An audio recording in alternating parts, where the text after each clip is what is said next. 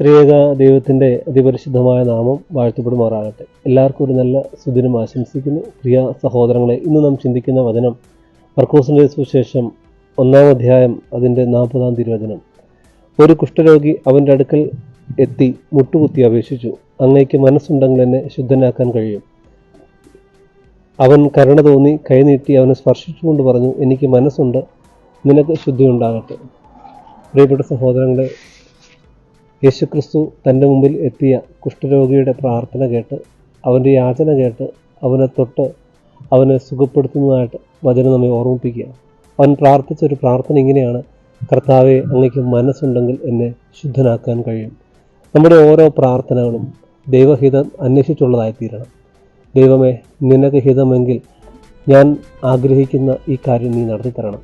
എൻ്റെ ഇഷ്ടമല്ല, നിൻ്റെ ഇഷ്ടമാണ് എന്നിൽ പൂർത്തിയാക്കേണ്ടത്.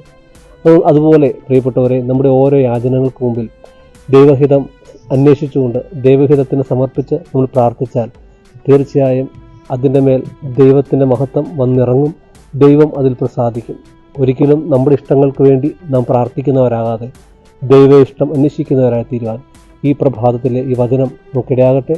സർവശക്തനായ ദൈവം നിങ്ങളെല്ലാവരെയും വാഴ്ത്തി അനുഗ്രഹിക്കുമാറാകട്ടെ. ആമേൻ.